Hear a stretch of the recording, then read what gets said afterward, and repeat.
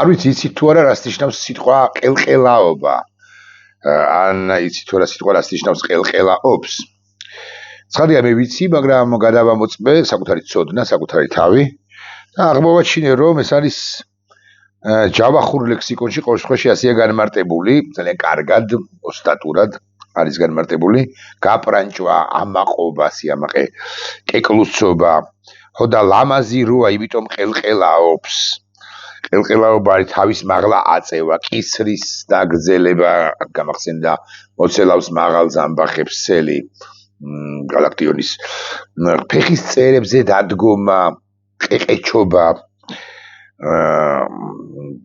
ჩვეულებრივ ვინმეს ან რამეს დანახვის მიზნით კისრის დაგრძელება და ასე შემდეგ და ასე შემდეგ საქართველოს ხელისუფლება წოდებული ბანდა რეალურად ყელყელაობს ძალიან ხშირად ფეხის წერებზე დგება კისერს მოიღერებს ხოლმე გარდა იმისა რომ ბანდა ასეთი თავკერძაცაა შემიძლია ეს თქვა თავარია როცა წარმოთქვა სიტყვას არ მithukro როცა წერ რამ შეცდომა არ მომივიდეს წერისას მაგალითად კორექტურა არ გამეპაროს ვეცდები სათაურით თუ მიაქციეთ ყურადღება სათაურშიც თუ მიაქციეთ ყურადღება სწორედ ეს სიტყვა მაქვს გამოყენებული საქართველოს de facto ხელისუფლება ყელყელაობს ყელყელა თავარია რომ კორექტურა არ გამეპარა რამდენადაც აქცევთ ყურადღებას ეხლა რატომ გიამბობთ ამას და რატომ ვამახვილებ ამ თემაზე ყურადღებას და ამ კუთხით ამ თემაზე ყურადღებას გეტყვით თქვენ ოღონდ სხვა თემას ნელ-ნელა შემოგაპარებთ მოდი ასე ვიტყვი ეხლა მე გაჩვენებთ დროშებს და ვისაუბროთ ამ დროშებზე მაგალითად აი იცით თუ არა ეხლა დავზუმავთ ან ეს ვისი დროშა ეს არის მე-16 საუკუნის დასაწყისის დროშა ხელალდიკოსები ცხადია უკეთ განმარტავენ ცოდნე ხალხი მე-16 საუკუნის დასაწყისის დროშა სეფიანთა დინასტიისა ირანში სპარსეთში საერთოდ ირანი უზარმაზარი კულტურის ქვეყანაა ჩვენ ძალიან მცდარი სტერეოტიპი გვაქვს იმასთან დაკავშირებით რომ ირანი ალბათ გვაქვს რომ ირანი არის განუვითარებელი ქვეყანა ან იყო ყოველთვის განუვითარებელი ქვეყანა რეალურად ეს არის უზარმაზარი კულტურის უზარმაზარი ისტორიის უზარმაზარი პოზიტიური ისტორიის და კაცობრიობისთვის უაღრესად ღირებული უაღრესად მნიშვნელოვანი ქვეყანა ის რომ ჩვენი მოწინააღმდეგე იყო ის წლების კი არა საუკუნების წინ და საუკუნების განმავლობაში ეს არ ნიშნავს იმას რომ ირანი არის დღევანდელი ირანის ცუდია მაგრამ ირანი არის ესეთი ისტორიული მტერი სახელმწიფო უკვე დღეს ირანსა და საქართველოს შორის ურთიერთობები დარეგულირებულია და ისტორიული მტერი და მარადი მტერი და გახანგრძლივებული მტერი ჩვენ ერთადერთი გვყავს ახლა და არა 2 3 ან 5 ხო ანუ ირანი თურქეთი რა ვიცი მონღოლეთი აღარ არის ჩვენი მტრები მოკლედ ეს არის ესე იგი სეფიანთა დინასტიის დროშა გაჩვენეთ ხო და რატომ გიყვებით ამ ყველაფერს და გეტყვით ეს არის ისმაილ პირველის დროშა მწვანე და ოქროს სრული მთვარით ეს ძალიან მნიშვნელოვანია ხელალდიკოსები აქ იგითხარით უკეთ განმარტავენ ეს არის ოქროს მთვარის სიმბოლო სხვა დროშებიც უნდა გაჩვენოთ სპარსეთისა ეს არის მაგალითად უკვე მე-16 საუკუნის შუა პერიოდიდან ასევე სეფიანთა დინასტიის დროშა ბოდიში გამექცა გაჩვენებთ ნახეთ ლამაზი დროშა მზის სიმბოლო და თხის გამოსახულება აგრეთვე აქ ერთობლივად განვაგრძოთ უკვე ლომის სიმბოლო შემოდის სეფიანთა დინასტიის დროშაში უკვე მე-16 საუკუნის მიწურულიდან და პრაქტიკულად მე-18 საუკუნის შუა პერიოდამდე გრძელდება ლომის სიმბოლო და მზის სიმბოლო ისე მწვანე ოქროს ფერში განვაგრძოთ ახლა ყველა დროშა რო არ განვიხილო ორ საინტერესოზე მიგაქცევინებთ ყურადღებას ეს არის აფშარიდების დროშა ცოტა უცნაური ჩემთვისაც გულახდილად გეტყვით მე ხო არა ვარ ამ დარგის სპეციალისტი და ეს დროშა რომ ვნახე ეს დროშა რომ აღმოვაჩინე გამაკვირვა სწორხაზოვანობამ ამ დროშისა ეს არის ესე იგი უკვე მე-18 საუკუნის შუა პერიოდი და ამავე პერიოდში ემთხვევა ზანდების დინასტიის დროშა, სამკუთხა დროშა, უნდა მიაქციოთ ყურადღება მწვანე კონტურით, მაგრამ უნდა მიაქციოთ ყურადღება იმას, რომ ეს დროშა, ანუ ამ ნაწილს ნუ მიაქცევთ ამ დაშრიხულ ნაწილს და აი ამ ნაწილს მიაქციეთ ყურადღება, სადაც ისევ მზისა და ლომის სიმბოლოებია და ასე შემდეგ. ეს ლომის სიმბოლო, მზის სიმბოლო მანამდე შემოდის ირანის დროშებში, ირანის სიმბოლიკაში, მე-19 საუკუნეში კი უკვე სხვაგვარ დროშას, ყაჯარების დინასტიის პირველ დროშაზე ვაბახივრებ ყურადღებას, არა მეორე დროშაზე, ეს არის მაგალითად აი ეს დროშა. და ასე შემდეგ, ხო? ყაჯარების დინასტია, ეს არის უკვე მე-19 საუკუნე. ყაჯარების დინასტია უკვე მე-20 საუკუნის დასაწყისი, ოღონდ სხვა პროპორციებით. არის ესეთი, ესე იგი, ეს არის პროპორცია 1:3-ზე, უხეშად 1 სანტიმეტრი სიმაღლეში და 3-ჯერ გრძელი სიგანეში, ვერტიკალი 1 სანტიმეტრიანი, 10 სანტიმეტრიანი, თუ გნებავთ ასე ვთქვათ და ჰორიზონტალი 30 სანტიმეტრიანი. ეს არის სახელმწიფო დროშა, მოქმედებდა სპარსეთის კონსტიტუციური რევოლუციის დროს.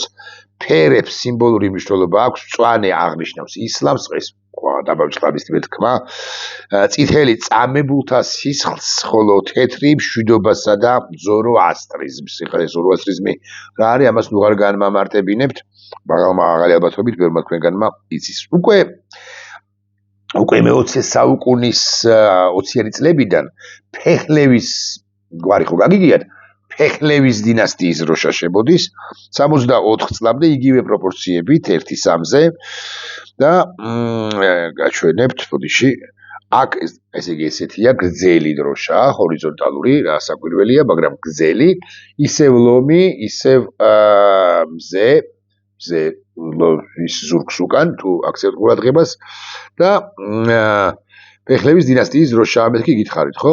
სახელმწიფო დროშა ყაჯართა უკანასკნელი დროშის მსგავსი, მაგრამ უფრო მსუბუქი ფერებით, უფრო მსუბუქი კი არა, მუქი ფერებით, ბოდის ვიხდი. 64-დან 79 წლამდე ფეხლევის დინასტია ცვლის დროშას, უფრო ზუსტი რომ იყო ცვლის პროპორციებს და თუ აქამდე იყო 1:3-ზე, რატო გიამბობთ ამ ყველაფერს ეს დეტალურად, იმიტომ რომ რაღაც საკითხამდე უნდა მივიდე ამ ყელყელა საქართველოს ყელყელა მთავრობამდე, უკანონო მთავრობამდე, ბანდამდე, რომელიც ყელყელაობს. 64-დან 79-მდე იგივე დროშაა, მეთქი აქ იკითხარით, ოღონდ პროპორციები იცვლება 40 სანტიმეტრი, ესე ვთქვათ 4 სანტიმეტრი 7 სანტიმეტრზე. ამ პროპორციებით არის წარმოდგენილი ჩვენი დროშა, ჩვენი სახელმწიფოს დროშა, სწორედ ეს პროპორციაა, როგორც მახსოვს კი რა, სწორედ მახსოვს. 79 წელს ხდება რევოლუცია, იცით თქვენ, და ირანის დროებითი მთავრობა უკვე ამავე პროპორციებით 4:7-ზე ყოველგვარი სიმბოლიკის გარეშე ახევარი წლის განმავლობაში დაახლოებით სწორედ ამ დროშას იყენებს. ეს ხდება სახელმწიფო დროშა შიგნით ყოველგვარი ლომის და ყოველგვარი მზის სიმბოლოს გარეშე. მაგრამ უკვე შემდგომ 80-დან 79-მდე 80-დან გვიზრდება დროშა, რომელიც ახლაც არის ირანის სახელმწიფო დროშა. ეს არის ირანის ისლამური რესპუბლიკისა, ირანის თანამედროვე დროშა. იცვლება სიმბოლიკა, შიდა სიმბოლიკა და არის შიდა სიმბოლიკა ამგვარი. ხა რა არის ეს შიდა სიმბოლიკა? პარევ გეტყვით. ესე იგი ეს არის ირანის თანამედროვე დროშა და როგორც განმარტავენ გერბთან და ჰიმნთან ერთად ცხადია სიმბოლიკა არის დროშა. მისი ამჟამინდელი ვარიანტი მოქმედებს 1980 წლის ივლისიდან. დროშა შედგება 3 ფერისაგან, მწვანე, თეთრი და წითელი, ასევე დროშის შუა ზოლში გამოხატულია ირანის გერბის სპარსული ხანჯალი კიტის ფორმაში, რომელშიც წარმოდგენილია სიტყვისაგან ალახი. და ეს დროშა არის ახლა დღეს მოცემულ ეტაპზე სახელმწიფო დროშა თანამედროვე ირანის. მე კი უბრუნდები საქართველოს ხელყელა ხელისუფლებას. ხელისუფლებას, რომელიც ბანდა რასაკვირველია კრიმინალთა დაჯგუფება. გარდა ამისა, ხშირად ვამბობთ ხოლმე, ეს არის უვიცთა ჯგუფი, უპასუხისმგებლო პირთა ჯგუფი. და ვუბრუნდები ამ ხელისუფლებას წოდებულ ბანდას სულ სხვა კონტექსტში. გეხსოვებათ, რომ სექტემბრის თვეში 2025 წელს პრეზიდენტად რომ მუშაობს ის ყაველაშვილი შეერთებულ შტატებში მიწვეული იყო სადილზე, რომლის მასპინძელიც იყო ამერიკის შეერთებული შტატების პრეზიდენტი დონალდ ტრამპი. ეს სადილი გაიმართა თავად გაეროს გენერალური ასამბლეის მორიგი სესიის შემდგომ პერიოდში და ეს სადილი თავად არის ტრადიციული, ანუ ყოველ წელს იმართება, ყოველ წელს სწორედასრულ სექტემბერში. ერთი ამბავი ავტეხეთ ჩვენს, რომ ყაველაშვილი იყო მიწვეული, არ იყო მიწვეული, ბოლოს აღმოჩნდა, რომ საქართველოს დე-ფაქტო ხელისუფლებაა მართალი. და საქართველოს დე-ფაქტო ხელისუფლებამ გამოაქვეყნა ფოტოები, როგორ დგანან ერთად ერთმანეთის გვერდ დონალდ ტრამპი, მისი მეუღლე და დონალდ ტრამპისაგან მარჯვნივ, თუ არ ვწდები და არ ვწდები, ცერაზე აწეული ყაველაშვილი თუ არ ვწდები ესეთი ფოტო. შესაძლოა მეჩნდება, მაგრამ ყაველაშვილი ნამდვილად იდგა. ფოტო ადასტურებს იმას, არანაირი ჩამონტაჟება არ მოხდა, ყაველაშვილი იდგა ტრამპის გვერდით და ასე შემდეგ. მე ვკითხეთ, თუ თავად თქვა ყაველაშვილმა ბანდიტმა, რა ისაუბრე თუ აი 15 წამი გრძელდება. ფოტოსესია არის, პროტოკოლური ფოტოა. და ყაველაშვილმა გითხრა, რომ აი იმ რაღაც 7-15 წამის განმავლობაში მან ტრამპს უთხრა ისაც უთხრა და ტრამპმა უთხრა, რომ მეო დაგიკავშირდები. იმის შემდეგ პრეზიდენტად რომ მუშაობს კაცი გვარად ყაველაშვილი ელოდება 47 პრეზიდენტის ზარს. და ტრამპი არ ნეკავს. საქართველოს დღევანდელი ხელისუფლება ჩვენს გვაიმედებს მის მომხრეებს და საკუთარ თავსაც იიმედებს, რომ შეერთებული შტატებიდან, ვაშინგტონიდან თბილისს დაუკავშირდებიან, ადრე იქნება თუ გვიან. ჩვენ დაველოდებით, ჩვენ სულ დაველოდებით. პრობლემა არ აგვაქვს. არ გვეჩქარება არსად, დაახლოებით ამგვარი შინაარსის, ამგვარი მიმართების სიტყვები ისმის ყელყელა ხელისუფლების ყელყელა წარმომადგენლებისაგან. მეორე ასეთი შანსი პრეზიდენტ ტრამპთან შეხვედრისა ამათ რამდენადაც მახსოვს არ ჰქონიათ. სამაგიეროდ ჰქონდათ შანსი და გამოიყენეს კიდეც, თუ გულახდილები ვიქნებით. მილანში კი არა, იტალიაში ზოგადად და მილანში თუ არ ვწდები კონკრეტულად, როდესაც გაიხსნა ზამთრის ოლიმპიადა, სადაც ქართველებიც მონაწილეობენ და აგრეთვე ქართველებად ჩაწერილი რუსები. ამაზე არ ვილაპარაკებ ახლა, მაგრამ მაინც რომ ვიცოდეთ, ყაველაშვილი იყო მიწვეული, როგორც პრეზიდენტი, ის დაესწრო გახსნის ცერემონიალს და აი იქ ერთ-ერთ საჯარო ღონისძიებაზე გადაეკვეთა ორ პირს, 22 წამით. პირველი არის ჯეი-დი ვენსი, რომელიც უკვე შემდგომ ჩამოდის კავკასიის რეგიონში და მეორე არის მარკო რუბიო. ჯეი-დი ვენს უთქვამს, ყაველაშვილი ასე გვეუბნება, რომ პატრიარქი როგორ არისო, პატრიარქი მოუკითხავს და ამავდროულად იმ 22 წამის ფარგლებში, თუნდაც 44 და თუნდაც 88, ანუ წუთი და 24 წუთი წამის ფარგლებში უსაუბრია ის, რაც უსაუბრია. მაგრამ გაცილებით საინტერესო გამოდგა, როგორც ჩანს კი არა, ყელყელა ხელისუფლება ესე გვეუბნება, რომ გაცილებით საინტერესო საუბარი შედგა მარკო რუბიოსთან, რომელსაც თურმე ამათეული ინტერპრეტაციით მიუბრალებია ყველაფერი წინა ადმინისტრაციისათვის, რომ საქართველოსა და შეერთებულ შტატებს შორის ურთიერთობის არევა ბაიდენის ადმინისტრაციისათვის დაუჯეროთ ერთ წამს ყაველაშვილს. მიუბრალებია და უთქვამს, რომ ჩვენო 2-3 დღის წინ ვსჯელობდით ამ თემაზე საქართველოსთან დაკავშირებით, როგორ უნდა ჩამოყალიბდეთ ჩვენი პოზიციაო და რამდენიმე ხანი გვაცადეთ და უთუოდ მოგიბრუნდა, ანუ დაგიბრუნდებითო.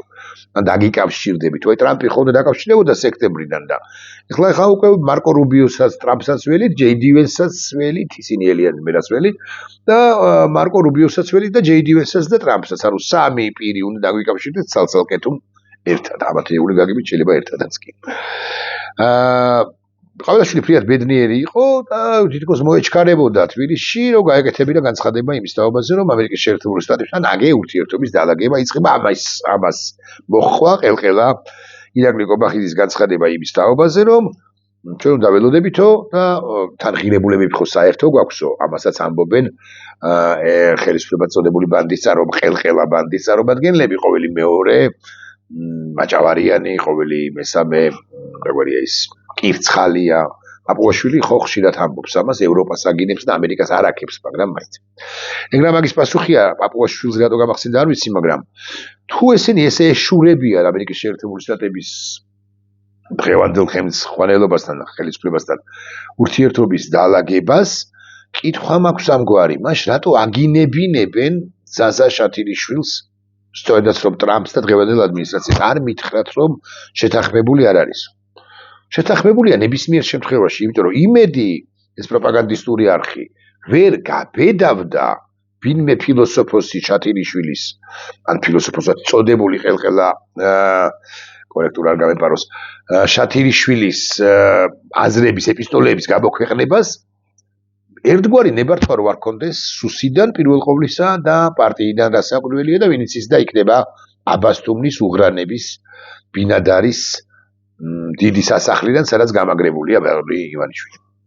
ამიტომ შათილიშვილი რატომ აგინებს ერთის მხრივ და მეორე მხრივ ესენი ფსევდოთ თუ ნამდვილად აქებენ შეერთებულ შტატებს, ყოველ შემთხვევაში ეშულებიან ურთიერთობის აღდგენას, მე კარგად არ მესმის ამ ორ რამეს რატო აწვევიან. თუმცა რასაც ახლა გეტყვით, რაზეც ახლა ვისაუბრებ, გაცილებით უარესი ამბავია, ვიდრე შათილიშვილის მიერ ტრამპის გინება. კარწმუნებთ, თუმცა გადავალ ამ საკითხზე რამდენიმე ხანში. ეხლა ხმამაღლა მსჯელობ მე ხელხელათა პოლიტიკაზე, ხელხელათა მიდგომაზე. მოდი ვიტყვი ასე. ამასობაში იცით თქვენ, რომ ამ ირანის გარშემო უზარმაზარი საინტერესოესი პროცესები მიმდინარეობს. და არ ყავს თუ არა შეერთებული შტატების შტატები ავიაციით და კომპლექსურად ირანს, ეს ჩვენ არ ვიცით. საბოლოო ჯამში არ ვიცით და მსოფლიოში ბევრი მოქალაქე ახალ ზელანდიაშიც, ავსტრალიაშიც, კანადაშიც თუ რა ვიცი, მონღოლეთშიც თუ იაპონიაშიც ამ კითხვას უსვამს საკუთარ თავს ან თანამესაუბრს. არ ვიცით და ტრამპმაც არ იცის მეთქი თუ ამას ვიტყვი, ესეც სწორი პასუხი იქნება. მიმდინარეობს მოლაპარაკებები ჯერჯერობით უშედეგოა. ირანის ხელისუფლებაც არა, ხამენეის რეჟიმი რეალურად არც არაფერზე არანაირ დათმობაზე 4 ძირითადი პუნქტია იქ, არანაირ დათმობაზე არ მოდის. არც ბირთვულ პროგრამის შემცირება შეჩერებაზე, არც ადამიანის უფლებათა დაცვაზე და არც არანაირ საკითხზე. მაგრამ ეს მოლაპარაკებები მიმდინარეობს, მაგალითად საგარეო საქმეთა მინისტრად წოდებული ან მინისტრით უგდებავ დავილაპარაკოთ არახში აკეთებს ყოველდღიურად განცხადებებს. შეერთებული შტატებიდან კეთდება განცხადებები, კეთდება პროგნოზები. ყველა გამოცემაში პრაქტიკულად, ყველა სერიოზულ გამოცემაში სოფლიოს მასშტაბით ესეთი ურთიერთგამომრიცხავი ჭორეტაა ამ საკითხებისა. Washington Post-ი ერთს წერს და New York Times-ი მეორეს, უხეშად ხსნი. Financial Times-ი მესამეს და რაღაც Guardian-ი მეოთხეს. CNN-ი ერთს ამბობს და Fox-ი მეორეს და ორივენი რაღაც დამაჯერებლად გველაპარაკებიან, ორივენი თუ ხუთივენი თუ 10-ვენი. ფაქტია, რომ კონცენტრირებულია ამერიკის შეერთებული შტატების ავიამზიდები, შეიარაღება გარშემო. ეს არის ორმუზის სრუტე, ეს არის მიმდებარე ტერიტორიები. ირანიც არ არის ესეთ ხელდაკრეფილი ქვეყანა, იმუქრება, რომ საერთოდ რეგიონულ კონფლიქტში გადავსდიო ამ ყველაფერსო. ისრაელის ლიდერი იყო ჩასული მერვე შეხვდა სხვადასხვა 57 პრეზიდენტს დონალდ ტრამპს მიმდინარე წელს კი არა, აი ამ 1 წლის განმავლობაში. და ბენიამინ ნეთანიაჰუმ ბიბი მუთხრა ტრამპს, რომ ჩვენო პრინციპში მზათა ვართ. ერთადერთი ის გამოც როგორც ხვდებით ყველანი მსოფლიოში ახალზელანდიელებიც, კანადელებიც, ქართველებიც და რა ვიცი ჰოლანდიელი, ნიდერლანდელებიც ერთადერთი რატომაც იკავებს შეერთებული შტატები თავს უკვე ნამდვილად თავდასხმისაგან არის ის, რომ არ იციან როგორ განვითარდება მოვლენები უკვე შემდგომ 75-100 ობიექტს ერთდროულად უმძლავრესი იარაღით. და არ ტყავდა გაანადგურებ. ასაკურვილია ბიორის ფირითით პირველ ყოვლისა, ეთიც გაანადგურეს ფორდოს ბირთვული პროგრამა და ბირთვული სადგური. რამდენიმე თვის წინ. 75-100 ობიექტია გასანადგურებელი. ერთდროულადაც ააფრენს და ერთდროულად ერთ წამში, ესე ერთ და იგივე წამში გაარტყამს როგორც პოლიტიკური ხელმძღვანელობის, ისე სულიერი ლიდერის 1 და 5 ასევე გუშაკთა კორპუსის მნიშვნელოვან სამეთაურო შტაბებს. მაგრამ მე რა ხდება, ეს არის ძალიან საინტერესო. მე როგორ ინარჩუნებს შეერთებული შტატები წესრიგს ან წესრიგს შეიძლება არა სტაბილურობას, იმიტომ რომ ბევრი ლტოლვილი ჩნდება, ისინი მიდიან თურქეთის მიმართულებით, ისინი მიდიან სომხეთ-აზერბაიჯანის მიმართულებითაც ფაქტია, გაჩნდება. არის გარკვეული წინააღმდეგობა, ვინ შეინარჩუნებს წესრიგს, უხეშად თეირანში და სხვა ქალაქებში ცხავთ. დიდი ქვეყანაა ეს ირანი 90, 100 მილიონი მოქალაქე ყავს. რუსეთი როგორ ერევა, ჩინეთი როგორ ერევა.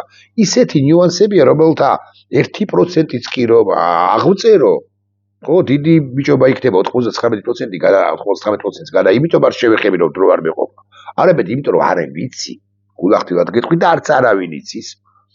რა ხდება რეალურად კულუარებში თუ გნებავთ ასე ვიტყვი. როგორი ფილიგრანული სამუშაოა, ბევრი მიმართულებით ამერიკა მზად არის და უმძლავრესია, რასაკვირველია, მაგრამ ჩამოხავთ კი მემკვიდრე ფეხლები და თუ ჩამოხავთ, ინარჩუნებენ კი წესრიგს. ეს ყველაფერი კითხვის ნიშნის ქვეშ დგას, კითხვის ნიშანი უნდა დაუსვათ.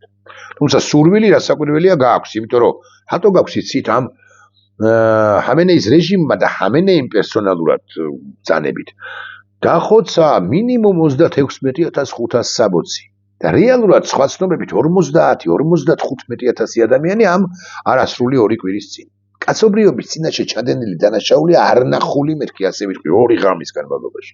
და ბუნებრივია შენ მოქალაქეს, რომელსაც გაქვს ემპათია, მე ხა ირანელები რომ ხვდებიან ჩემი მეზობლები, აქამდე რომ არ ველაპარაკებოდი ხოლმე, სულ ველაპარაკები ვისკენ ახარ, რაღაც სულ უფრო გასიმპათიურდნენ, გულახდილად გეტყვით საკუთარ თავზე, მას შემდეგ არასოდეს არ ყოფილან არასიმპათიურები, მაგრამ კიდევ უფრო მეტად სიმპათიურები გახდნენ, როგორც კი ეს ამბები მოხდა და ირანში ეს საკუთარ გამოცდილებას საკუთარ თავზე გესაუბრებთ. ვოლსკიმ პარლამენტის ვიცე-სპიკერია გააკეთა ამგვარი განცხადება ამ 2 კვირის წინ დაახლოებით, რომ ჩვენო წინააღმდეგი ვართო, არ არის ჩვენ ინტერესებშიო, რომ ირანში ვითარება აირიოს და დასრულდეს ხამენეის რეჟიმი. ეს ის ხამენეია, კვლავ ვიმეორებ, რომელმაც 40,000-მდე ადამიანი მოკლა, მისი ბრძანებით დახოცეს. და ვოლსკი კი ამბობს, რომ ეს რეგიონში ვითარებას არევსო. ერთი წამით დავუჯეროთ ვოლსკის, მაგრამ ესეთი ღია ტექსტი, რომ ჩვენ წინააღმდეგი ვართ მკვლელი ჰამენეის განადგურებისა, გაქცევისა, დაჭერისა, დატყვევებისა, გაძევებისა, განადგურებისა, ხო, ცოტა უცნაური კი, უცნაური სულაც არ არის, ცოტა ნაჩქარევი, ესეც არ არის სწორი სიტყვა. არასწორი განცხადება. პოლიტიკოსი რო ხარ და იცი რომ შეერთებული შტატები არ გამორიცხავს ხამენეის განადგურებას, შენ იმ ქვეყნის პარლამენტის ვიცე-სპიკერი, რომელიც თავად ამბობს ეს ქვეყანა რომ ჩვენ გვინდა ამერიკასთან ურთიერთობის დალაგება, ცოტა უცნაურია, ისევე სიტყვა ვიხმარე მოვიშველი. უცნაურიც არ არის, ცოტა არასწორია. მაგრამ რა აჩერებს ხა ვოლსკის და რა შეაჩერებს მას და საქართველოს დე-ფაქტო ხელისუფლებას, ესენი შეცდომაზე უშვებენ, ეს ყელყელა თავკერძა მოცელავს მაღალ ზამბახებს ცელი ხალხი, მოსაცელი ხალხი,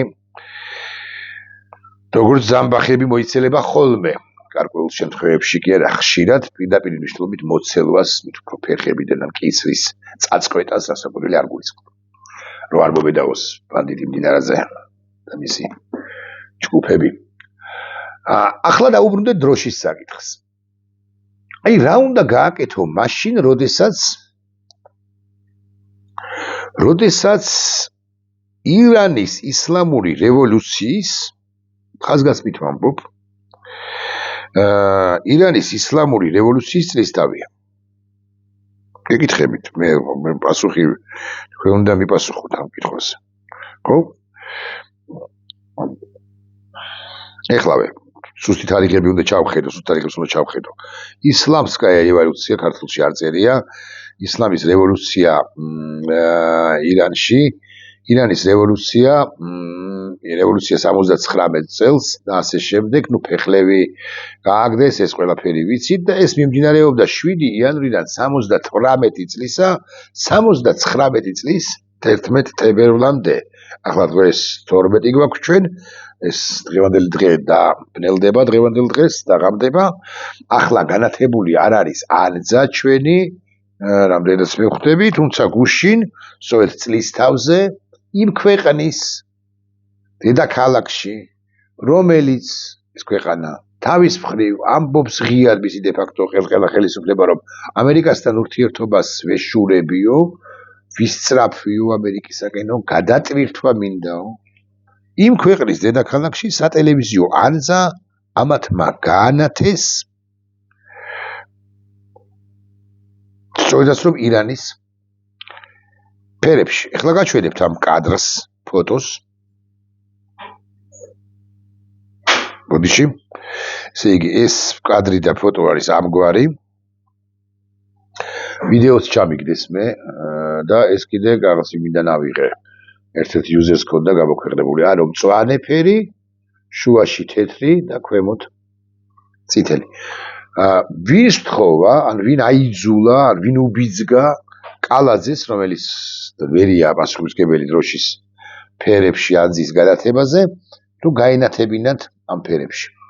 ეს არის თუ არა ღია დასტური იმისა, რომ ესენი ერთის მხრივ ლაპარაკობენ იმაზე, რომ არიან პარტნიორები შეერთებული შტატებისა, მაგრამ მეორეს მხრივ ამერიკის შეერთებული შტატების სახელმწიფო ინტერესსაც ღალატობენ, ქვეყანასაც ღალატობენ, ჩვენს ქვეყანასაც და სახელმწიფო ინტერესის წინააღმდეგ მიდიან. ამ ფოტოს ან მაგვარ ფოტოს ხომ გაუგზავნიან რუბიოს, რომელიც როგორც თავად გვეუბნებოდა საქართველოს ხელყელა დე-ფაქტო ხელისუფლება, გვპირდებოდა რომ გადმოუკავშირდებოდა და უკავშირდებოდა ყაველაშვილს თუ საგარეო მინისტრად წოდებულ ბოჭორიშვილს თუ პრემიერად წოდებულ კობახიძეს და ხელახლა დაიწყებდა ამერიკის შეერთებული შტატები ურთიერთობას საქართველოსთან.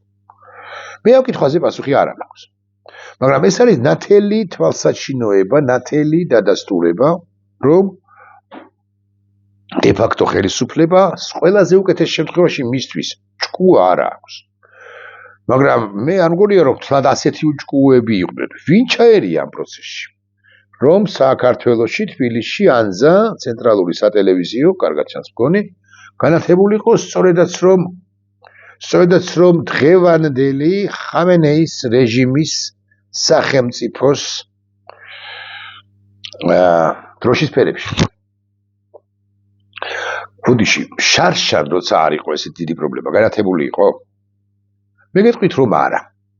3 წლის წინ, 5 წლის წინ, ყოველი წლის 11 თებერვალს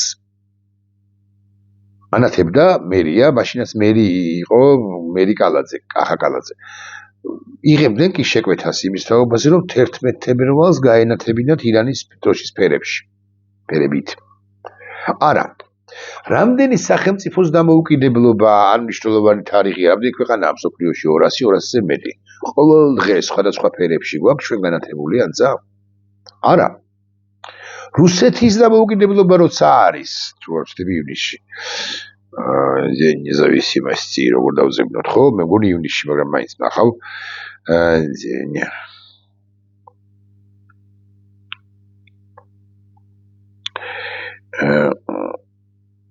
Perfect. 12 ივნის არ შემეშვა. ანათებთ რუსეთის სახელმწიფო დროშის ფერებში? რომ მოგთხოვოთ რუსეთმა განათება, გაანათებთ. რა შუაშია ახლა, მაგრამ აი ბელგიის დამოუკიდებლობის დღე როცა არის, ბელგიის დროშის ფერებში ნათდება? პოლონეთის, ესტონეთი ესე რომ გძულთ, შვედეთი ასე რომ გძულთ? მისთვის ამ ქვეყნისათვის რომ მნიშვნელოვანი თარიღია, გასაკვირველია არა. მე ვიცი ვის ჩაერია, უბრალოდ არ დაუდასტურებიათ ეს ინფორმაცია ჩემთვის, ვის ჩაერია ამ პროცესში, კონკრეტულად ვინ უბიძგაც არასწორი სიტყვა, ვინ მოითხოვა ირანის აიათოლას ხასუსვამ, ალი ხამენეის სახელმწიფოს, კვლელი აიათოლას სახელმწიფოს დროშის ფერებში ჩვენი სატელევიზიო ანძის განათება 11 თებერვალს, უბრალოდ დამიდასტურებენ და თუ დამიდასტურებენ ამ შემთხვევაში, ანუ მეყოლება მე-4 წყარო, თუ დამიდასტურებენ ამ შემთხვევაში მე ამაზეც ვილაპარაკებ შემდეგ ვიდეო ბლოგში. მანამდე კი დავასრულოთ ეს, ეხლა მთავარი არის ჩემი ამოცანა არის, რომ კორექტურა არ გამეპაროს სათაურში. მოვახერხებ როგორ იმიტომ რომ მე არ მინდა რომ კორექტურა გამეპაროს. და მე ამაზე გადავიდეს აქცენტი აგიტაბლიაშვილი შეურაცხყოფას აყენებსო. ხელისუფლება წოდებულ ბანდასო და შინაარს კი აღარ ჩაუყრმავდეს მაყურებელი. ნახვამდის.